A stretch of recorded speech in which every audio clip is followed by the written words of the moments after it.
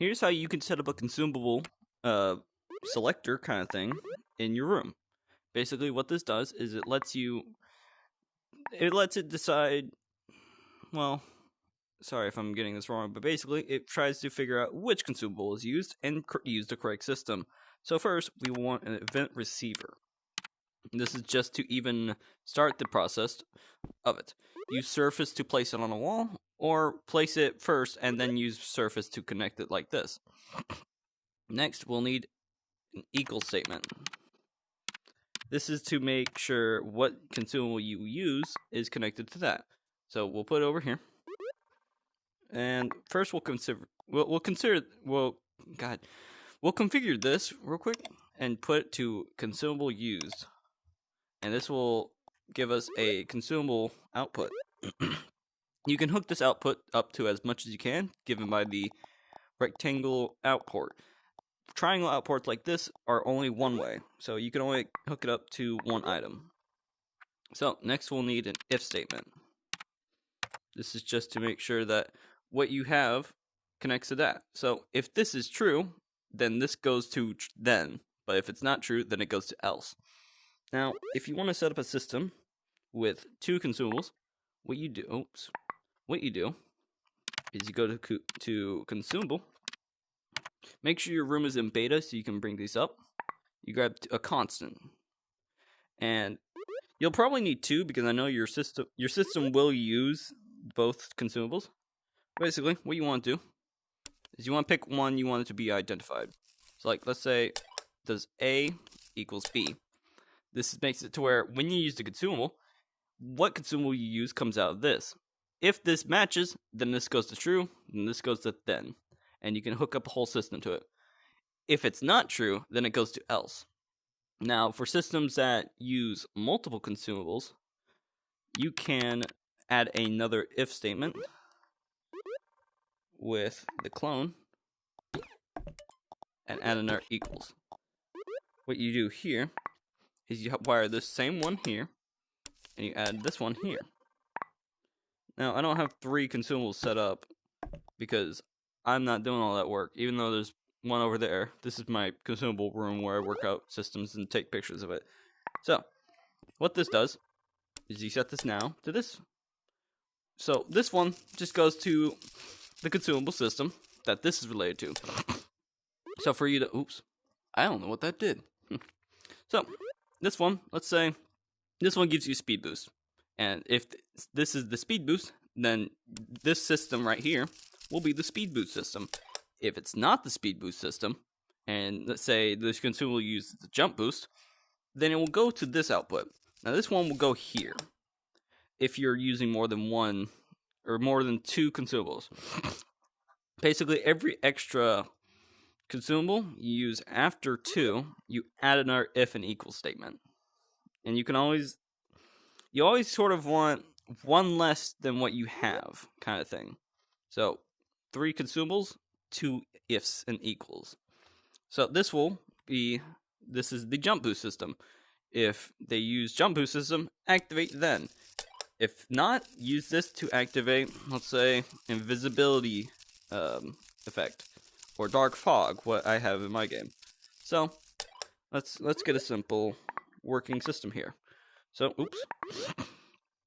So let's get add roll.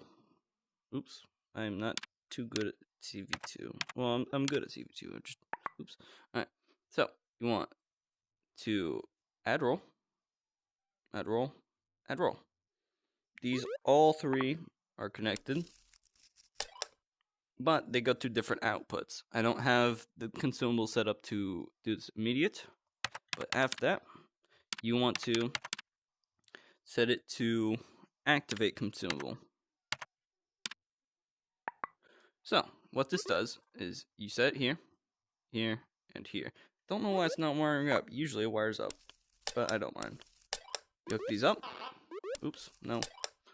And the consumable of the system you use, say this one, you hook that up to here.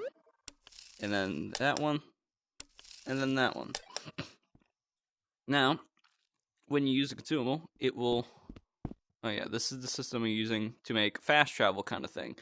not working so well. It has some bugs. But this system, it's basically a 3-person system of adding rolls.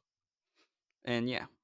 So if you want to say, hey, this lasts for a certain amount of time, use a delay chip and put it onto there. So let's say this one, and this one. We wire that up. Oh, that one, see? That one wired up. Not sure what causes it, but it does wire up sometimes. So you can always put a message to activate when you run the command.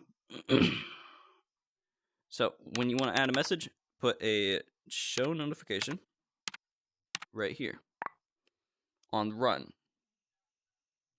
Then you can put whatever message you want in this purple box. Then after that, if you want to say remove and deactivate the consumable, you grab a deactivate, hook it up to after delay.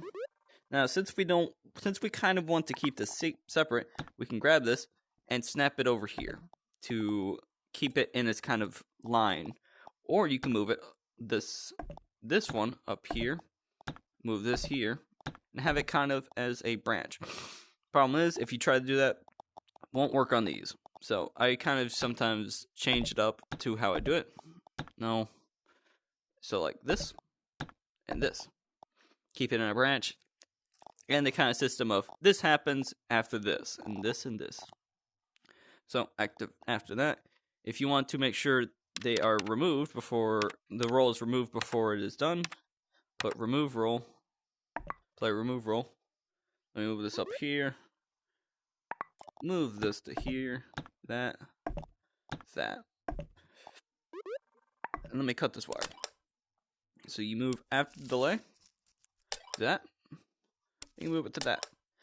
And then you take this consumable constant and set it over here. Now, for the matter of targets, if you don't know how targets work, you can set it to get local. Now, this is used to always identify who runs the command and give it to the correct target. So, players using a consumable system will always identify the player using the consumable, not always the player, or all of the players. If you want to set it to where all of the players are affected by the consumable, like a dark fog rolling it over the map, you can set up a system to make event definition. Now, the thing about event definitions is that you need a new event sender and receiver. So, let's say we put this up here. Oops, what the crap? Oops. Don't know what causes this. So we snap this up here. Event receiver. Event sender. So we edit this to say Sean. It's a temporary name. We're not doing anything with it. So after that, we configure the event receiver to receive the event. I didn't submit the name. John. How? What consumable is named John? Alright. Harry Manlegs. It doesn't matter. This is just a tutorial. It's not actually a room. So, we set to listen. Oh. Well, it does work. You're a weird CV2. So, event receiver is this Harry. Now, we want this to look for Harry. We also want to have the target linked to all. Now, there's different options: locals, others, room authority, and all. I'm not sure what authority does, and I'm pretty sure other would mean everyone but the player that triggered it. But don't quote me on this. I'm not too good at CV2. I'm still learning, as we all are. But yeah, set this to all, and then you can set this up to be, close this. You can set to when this system happens, the then statement, send it up to event sender. Then the event receiver can go down here, and it will apply to everyone. That's how I have it for Dark Fog, that applies a role to everyone, and there are certain fog, sky dome, and environment things to make a dark biome around the map. I could show you this in a bit. But basically, well, maybe not. I'm not sure. It's not easy for me to get around in Oculus recording. But basically, after that, this role will be applied to everyone. Then you can always try to figure out. Well, no, not try to figure out. It may be best to swap these two and make sure the consumable is activated first before the players are added to the role, because if I'm not mistaken, if everyone has their consumable activated, it may take away a consumable. So I may be doing this a bit wrong. Let's cut some wires.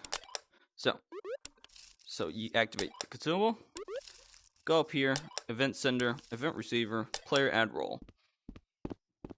And then, yeah, this will be a system that activates for every player.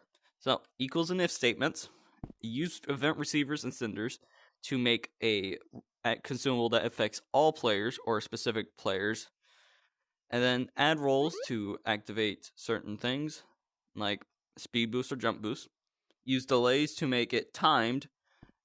And then you show notifications to show that, hey, it activated. And local players will always get used to. You can actually put this on multiple things and it will have different definitions on who's running it. So you just need one of these chips in your whole system. That's honestly it. But yeah, I hope this helped you and have a great day.